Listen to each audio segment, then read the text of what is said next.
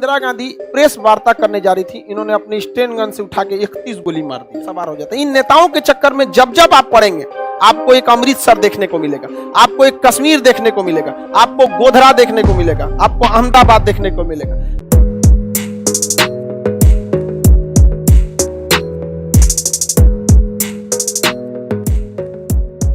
याद रहेगा ना, सिख धर्म के लोग को देखिएगा बड़ा सेवा करते हैं समाज की।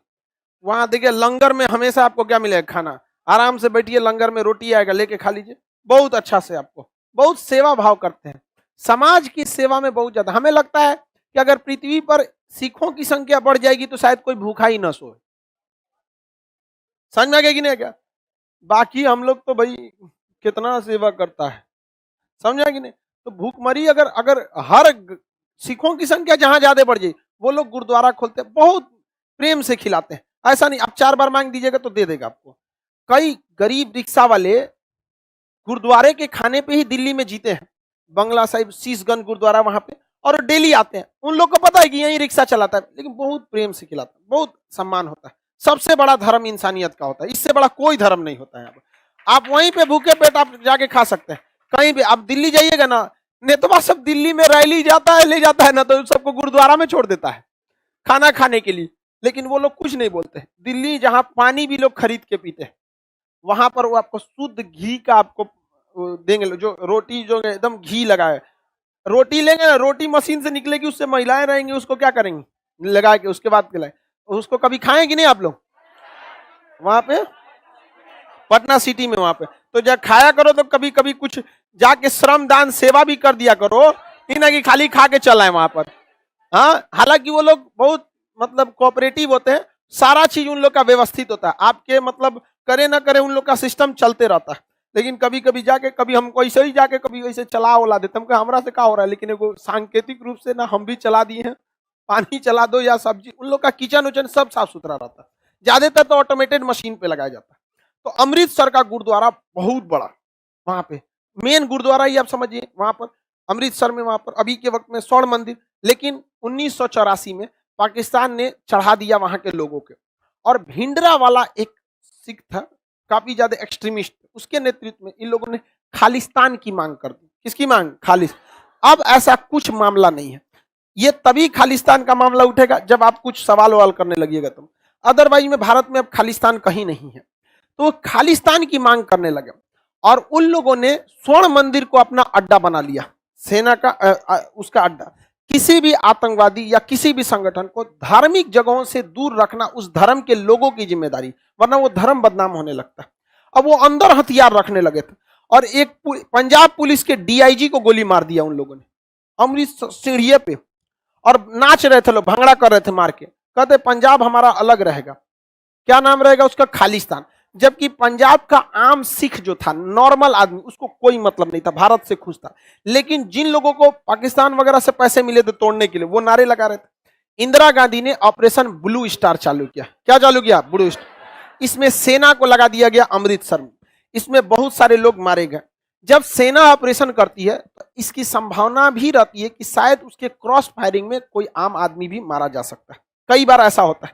ताज होटल में जब फौज गई थी ना, तो एनएसजी कमांडो दूसरे कमांडो पे गोली चला दिया था। बाद में उन लोग को पता चला गया कि हम लोग दोनों सेम है, क्योंकि इधर से ये घुस रहे थे उधर से, तो क्रॉस फायरिंग में हो जाता है। कश्मीर में भी बहुत बार क्रॉस फायरिंग हो जाती है, तो सुनते होंगे वहां भी। तो ये जेन्युइन चीजें हो जाती है, क्रॉस फायरिंग में हो जाता है। ऐसे अमृतसर में भी कई सारे क्रॉस फायरिंग भी हुए थे, बहुत सारे मासूम की भी जान चली गई थी। इसी में वहां पर इंदिरा गांधी के 2 गार्ड थे, बलवंत राम राय और सेवंत राम, 2 बहुत प्रमुख उनके भरोसेमंद गार्ड थे।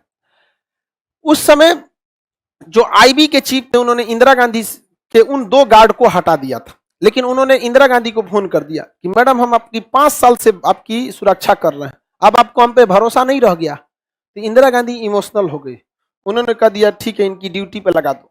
अब भाई देश का प्रधानमंत्री कह रहा है ड्यूटी पे लगा दो, तो आईबी और रॉ मतलब कौन सी होता है? आप ओवरहेड तो नहीं कर सकते हैं, आदेश लगा दिया गया। उस दिन इंदिरा गांधी प्रेस वार्ता करने जा रही थी, इन्होंने अपनी स्टेन गन से उठा के 31 गोली मार दिया 1984 में। उसके बाद सिख विरोधी दंगे फैल गए, और आजाद भारत में सबसे ज्यादा तकलीफ उन्होंने ही झेला, सिखों ने। इंदिरा गांधी की हत्या दिल्ली में हुई थी। दिल्ली, पंजाब, उत्तर प्रदेश, कानपुर, लखनऊ, अमृतसर, जगह जगह जहां भी सिखों को मिले लोगों ने मार दिया था उस समय।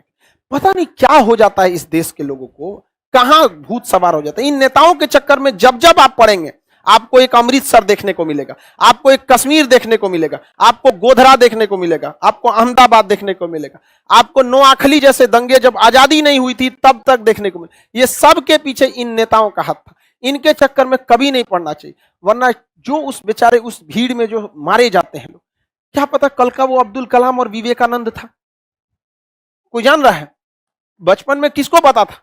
कोई नहीं जानता था। आप यहां बैठे हैं, कल को कौन क्या बन जाएगा किसी को पता रहता है? कोई नहीं पता रहता है। तो ये सारी चीजों में बहुत गलत होता है देश में।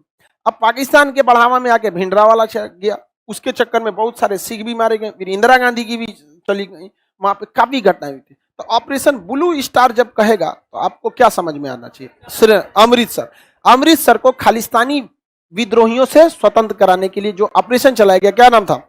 Blue star. क्या चला गया था? ऑपरेशन, याद रहेगा।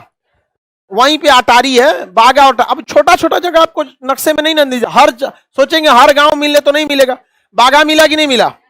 कौन सा बॉर्डर है? बागा बॉर्डर।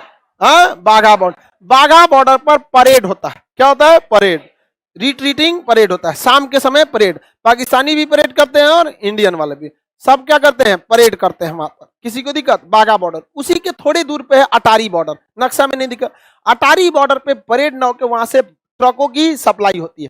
हम लोग से सामान कहाँ जाता है? पाकिस्तान। पाकिस्तान से भी सामान हमारे यहाँ जाते आता है।